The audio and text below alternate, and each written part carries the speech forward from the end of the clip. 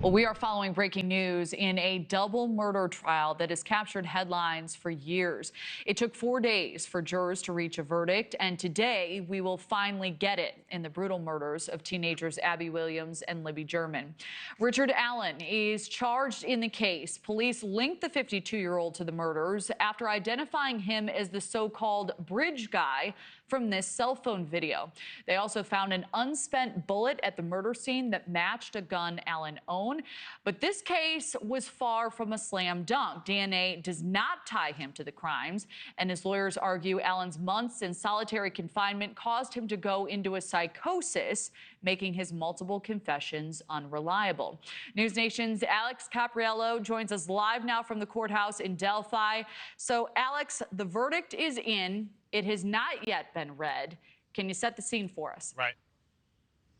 Yeah, it took a little bit more than 18 hours over the course of 4 days for this jury to reach its verdict. As you mentioned, it has not been officially read out into the courtroom yet, so we are still waiting what that final outcome is regarding the guilt or innocence of the accused murderer, Richard Allen. Obviously, this has taken quite some time, some very serious deliberation that's happening behind closed doors with this jury as they consider everything that is laid out in front of them over the past 3 weeks. When you consider the prosecution's argument, it's the fact that Richard Allen, the man accused of these crimes, confessed to the crimes that they are pushing against him. At the same time, the defense says that those confessions happened while he was under extreme mental duress after several months of solitary confinement within a prison, and that he didn't ultimately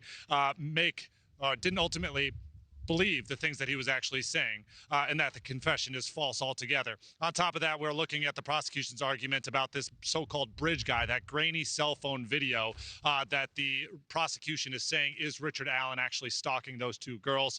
Again, that was really the crux of this prosecution's argument.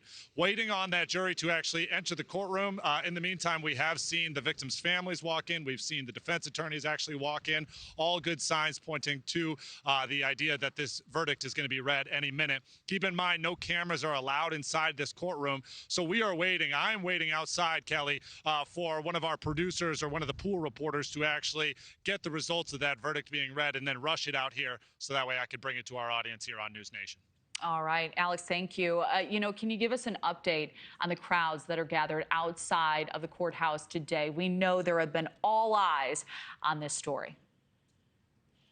Yeah, absolutely. I mean, each and every day, it seems like there is a large crowd that is waiting for this jury verdict to actually come in. It's actually thinned out a little bit more today than it was, say, on Friday. I think a lot of people had high hopes that it would be a quick and unanimous decision from this jury. Unfortunately for them, it took more than 18 hours over 4 days. But at the same time, now that the verdict has at least been reached, we're seeing a long line of people that are waiting to get in. That includes the 12 pool reporters, as well as other public gallery members, as long as there are seats for them. So a lot of people really trying their best to be one of those people that are lucky enough to sit in on that verdict reading.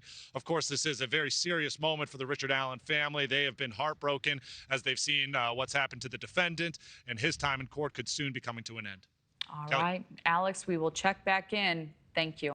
Thanks for watching. Go to joinnn.com to find News Nation on your screen. And don't forget to click the red subscribe button below to get more of News Nation's fact-driven, unbiased coverage.